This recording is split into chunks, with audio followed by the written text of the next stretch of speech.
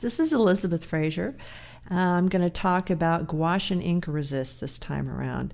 It's a very, very strange painting technique, and I just adore it.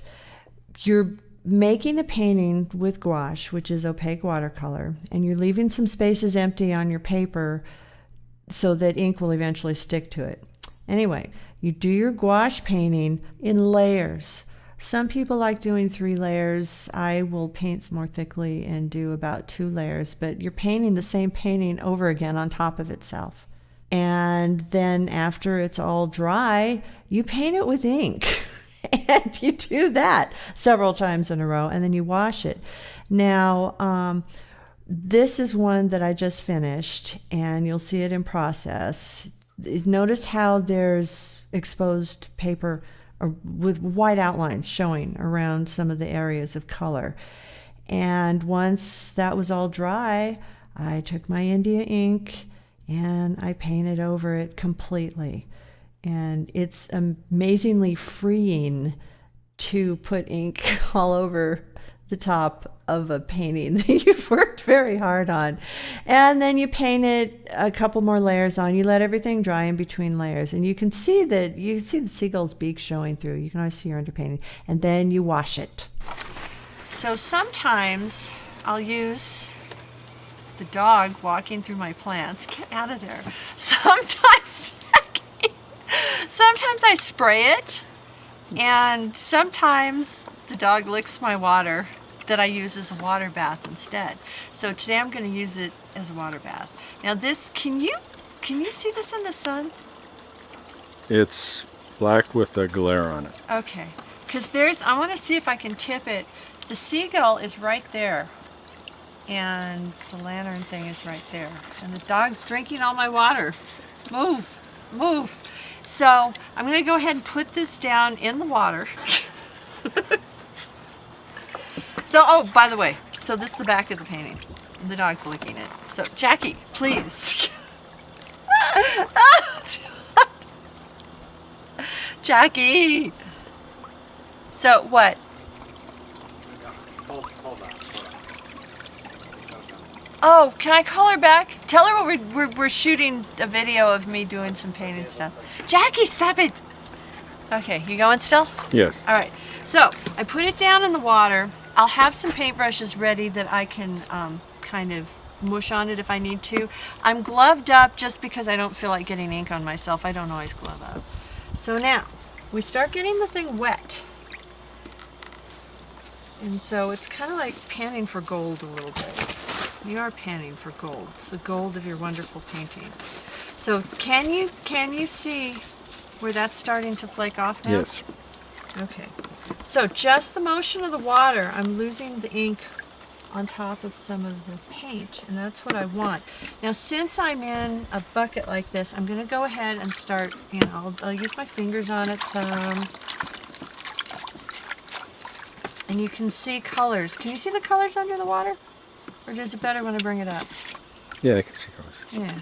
So, and you can see how the paint is starting to show through from underneath. So, and you might think that with all the paint that's going to get all over the water, that it might mess up the painting, and it doesn't. It just sort of stays in suspension in the water well enough that it doesn't affect what we're doing. So.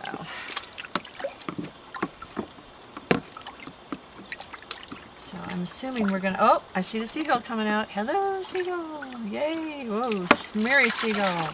Seagull's coming.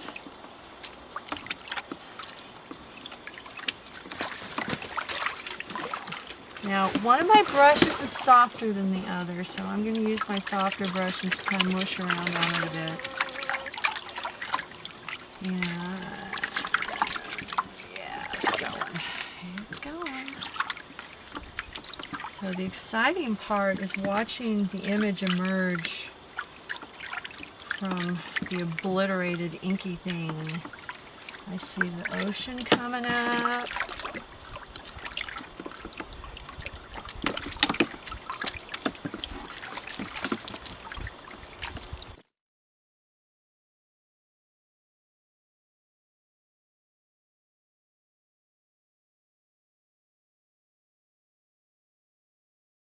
If I find out that I like a bunch of spots of it showing, I don't have to brush it off and it'll stay.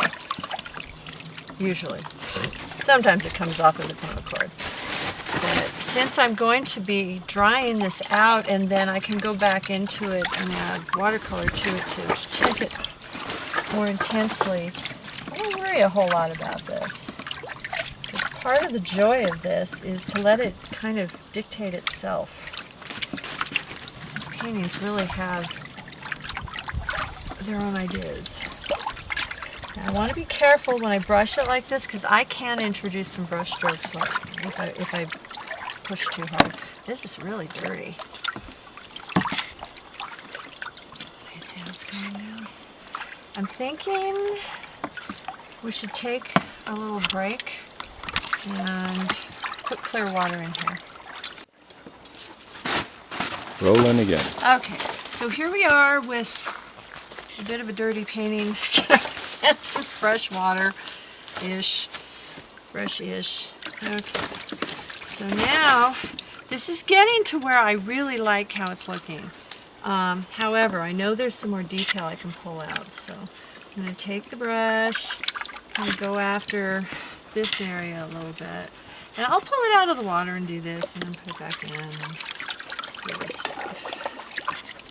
This part was painted more thinly underneath the ink so that it's going to have more shadow done by the ink on it. My cameraman is getting eaten by flies. I will purposely paint things more thinly so that the ink will stick on some spots better. And I like the way that comes out. Like, I really didn't do a whole lot to these areas underneath so that it would kind of get my shadows where I wanted them. But, I'm liking that. Now, I don't want to do too much more to this beacon. Let me see if I can get that off of there. Because I like how it looks right now. I'm going to go in a little heavier with this brush, but not too much there. Okay, now, I like the seagull. I think I could use a little more detail out here in the ocean, but maybe not up around the edges. I like leaving things dark in spots. So, sometimes I get over enthusiastic and take off too much, and then I'll be disappointed. I don't want to do that with this one. So, I like the way the black is highlighting the beacon up there. I think I'm just going to leave that dark stuff up there. I like that a lot. I like the graininess on the seagulls. So I'm gonna, now I can already see that when I go back into this, I'm gonna have to put a lot more tinting here because these colors weren't as staining as say these were. But I'm liking this a whole lot. Okay, let me get just a little more from there. Maybe just test that. Let me test the waters up here, and I think we're there. Okay, so I let the water off. So there it is, and I'll just lay it out. Now see, I've got more detail happening here, but some really nice strong shadow. I love it. So I'll lay it flat to dry on a watercolor board, and it dries pretty darn straight, and then we'll come back to this and I'll show you what else I do to it. Voila! Once your painting has dried, you can decide whether you just love it the way it is or whether you want to touch it up a bit. With this one, I wanted to touch them up, so I went in with some transparent watercolors and deepened some colors. You can see that there. And I also scraped off some ink in spots where I didn't like it so much. And after that, I thought he was just perfect. So gouache and ink resist is just fun to the nth degree, and I hope you try it sometime. Thanks a lot. Keep making art. Bye.